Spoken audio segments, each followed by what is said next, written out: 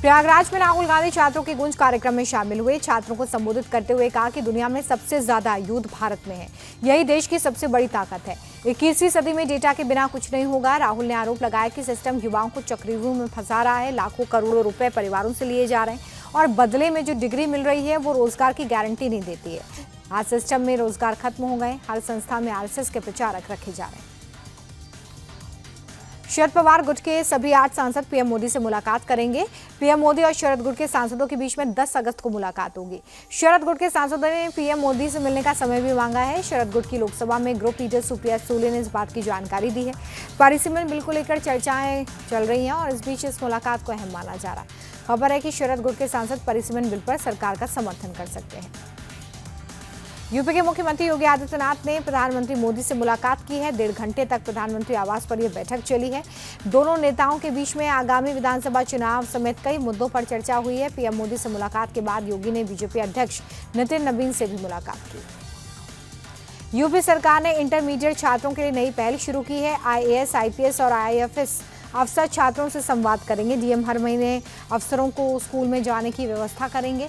छात्रों से संवाद में UPSC, UPPSC, UPSSC, NDA, NEET और सीयूईटी जैसी प्रतियोगी परीक्षाओं की तैयारियों पर चर्चा की जाएगी।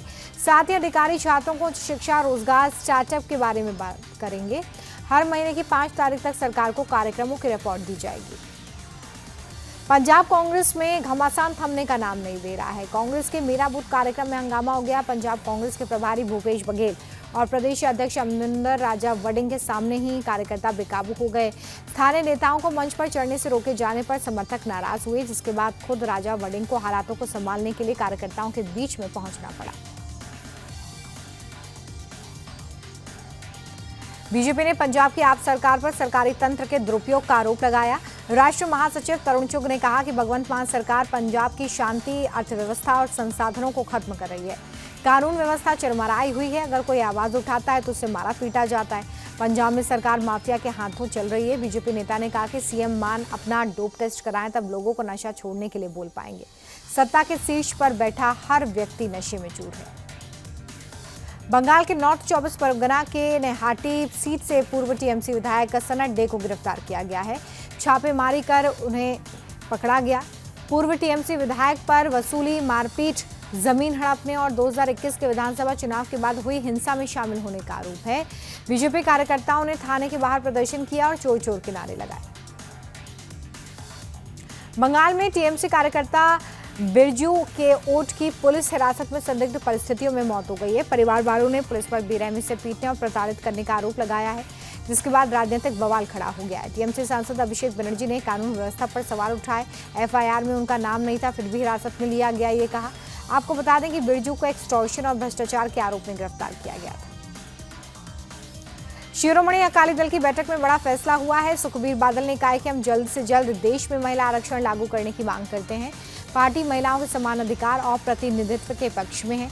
परिसीमन का हम समर्थन करते हैं। सुखबीर बादल ने कहा कि अकाली दल सदन में रखे गए उस प्रस्ताव का समर्थन करती है जिसमें सभी राज्यों की सीटों में समान रूप से 50% की बढ़ोतरी करने की बात कही गई है। जेपीएससी परीक्षा में गड़बड़ी का मामला सुप्रीम कोर्ट पहुंच गया है। जनहित याचिका दायर कर पूरे मामले की जांच सीबीआई या फिर किसी स्वतंत्र कमेटी से कराने की मांग की गई है। अर्जी में कहा गया है कि सुप्रीम कोर्ट के रिटायर्ड जज या झारखंड के बाहर के किसी हाई कोर्ट के रिटायर्ड जस्टिस या फिर जज की अध्यक्षता में स्वतंत्र कमेटी बनाई जाए। साथ ही परीक्षा रद्द कर दोबारा परीक्षा कराने का आदेश देने की मांग की गई। अतीक अहमद के छोटे बेटे अबान को प्रयागराज के कसारी और मसारी कब्रिस्तान में सुपुर्द खाक कर दिया गया है। अबान के जेल में बंद दोनों भाई उमर और अली पेरोल पर जनाजे में शामिल होने के लिए पहुंचे थे। कड़ी सुरक्षा के बीच कैदी वैन में उमर और अली को लाया गया था। भाई को दफनाने के दौरान अली और उमर फूट फूट कर रोते नजर आए। जब वो कब्रिस्तान पहुंचे तो लोग वहां पर जमा हो गए थे, जिसके बाद लोगों को हटाने के लिए हल्का बल प्रयोग करना पड़ा। आपको बता दें कि अतीक के छोटे बेटे अबान की सड़क हादसे में मौत हुई। लखनऊ के आशियाना थाना इलाके में गाड़ी में शव मिले से हड़कंप मच गया। गाड़ी से बदबू आने के बाद स्थानीय लोगों की सूचना पर पहुंची पुलिस ने गाड़ी का शीशा तोड़कर शव को बाहर निकाला। मृतक की पहचान खोरेबेल जिले के ज्ञानेंद्र सिंह के तौर पर हुई है। सीसीटीवी फुटेज के आधार पर जांच शुरू हो गई है। 2 आरोपी अरेस्ट किए गए हैं। पूछताछ में उन्होंने बताया कि शराब की दुकान पर उनका पीड़ित से झगड़ा हो गया था, जिसके बाद उसकी हत्या कर दी। यूपी के मुजफ्फरनगर के बुढ़ना कस्बे में सिरफिरे आशिक ने प्रेमिका के पति की हत्या कर दी है। आरोपी ने धारदार हथियार से ताबड़तोड़ हमले करते हुए बेरहमी से जान ले ली है। मृतक मेरठ का रहने वाला है, कुछ दिन पहले अपने ससुराल आया था। शुरुआती जांच के मुताबिक मृतक की पत्नी के पड़ोसी का हाशिम नाम के युवक के साथ कथित अवैध संबंध था। पति इस बात का विरोध करता था।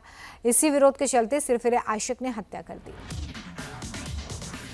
यूपी के सीतापुर में एसओजी और कोतवाली पुलिस ने संयुक्त अभियान चलाया और छापेमारी के बाद भारी मात्रा में अवैध हथियारों के साथ फैक्ट्री का भंडाफोड़ किया। हथियार बनाने वाली गैंग का आरोपी भी अरेस्ट किया गया है। अवैध हथियार बनाने की फैक्ट्री शहर बाहरी इलाके में चलाई जा रही थी। गुप्त सूचना के आधार पर पुलिस ने कार्रवाई की और कारतूस, बंदूक की नाल, देसी कट्टे बरामद किए। आरोपियों ने पुलिस के सामने कबूल किया कि वो आसपास के इलाके में हथियार सप्लाई करते थे। पश्चिम बंगाल के साउथ 24 परगना में पुलिस ने बड़ी कार्रवाई की है। हीरोइन की तस्करी करने वाले आरोपी को गिरफ्तार किया है। आरोपी शफीक के पास से 6 अवैध हथियार बरामद हुए। आरोपी को एनडीपीएस के तहत अरेस्ट किया गया है। कड़ी पूछताछ में हथियार के जखीरे का खुलासा हुआ है। आरोपी शफीक काफी समय से फरार चल रहा था और उसे नशे का बड़ा तस्कर माना जाता था। आरोपी के खिलाफ आर्म्स एक्ट के तहत मुकदमा हुआ। झारखंड के जमशेदपुर में अन्ना चौक पर भीषण सड़क हादसा हो गया। एक तेज रफ्तार स्कूल बस की चपेट में आने से 7 साल की मासूम बच्ची की मौत हो गई, जबकि 2 अन्य लोग गंभीर रूप से जख्मी हैं। हादसे के बाद स्थानीय लोगों ने सड़क जाम कर प्रदर्शन किया। बच्ची अपने परिवार के साथ अन्ना चौक के पास कार की धुलाई कराने गई थी। इसी दौरान अनियंत्रित और तेज रफ्तार बस सड़क किनारे खड़े लोगों को रौंदती नजर आई। पुलिस ने बस को कब्जे में लेकर चालक को अरेस्ट किया।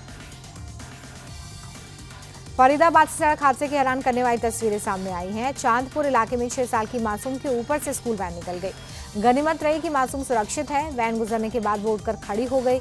सीसीटीवी में पूरी घटना कैद हुई है। वैन चालक की लापरवाही सामने आई है।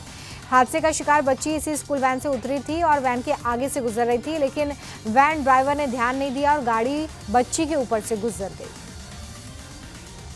कांवड़ मेले में तैनात एसडीआरएफ जवान देवदूत साबित हुए हैं। हरिद्वार में अलग अलग घाटों पर स्नान करने के दौरान तेज बहाव में 18 कांवड़िए बह गए। एसडीआरएफ की टीम ने जिनका रेस्क्यू किया, सभी को सुरक्षित बाहर निकाला।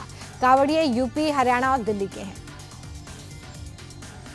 मध्य प्रदेश में मिलावटखोरी के खिलाफ चलाए जा रहे अभियान के तहत खाद्य विभाग ने कार्रवाई की है। 24 घंटे में 4 जगहों पर छापेमारी हुई है। 650 किलो मिलावटी घी जब्त किया गया है, जिसकी कीमत करीब 4 लाख रुपए है।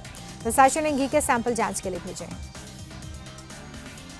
दिल्ली के कालिंदी कुंज में ओखला बैराज पर यमुना का जलस्तर बढ़कर करीब 202 मीटर तक पहुंच गया है। दिल्ली एनसीआर में मूसलाधार बारिश, हरियाणा के हथनीकुंड बैराज से लगातार छोड़े जा रहे पानी के चलते यमुना का जलस्तर बढ़ा। जलस्तर बढ़ने से तटीय और निचले इलाकों में बाढ़ का खतरा मंडराने लगा। स्थिति को देखते हुए प्रशासन अलर्ट मोड पर है। नदी के आसपास के इलाकों में निगरानी बढ़ा दी गई है। अमरनाथ यात्रा को बारिश के चलते अगले आदेश तक स्थगित कर दिया गया है। मौसम विभाग की चेतावनी के चलते दोनों मार्गों को बंद किया गया है। चंदनवाड़ी और बालटाल दोनों ट्रैक बारिश से प्रभावित है। मरम्मत और रखरखाव का काम बीआरओ द्वारा किया जा रहा है। अब तक 4 लाख से ज्यादा श्रद्धालु दर्शन कर चुके हैं।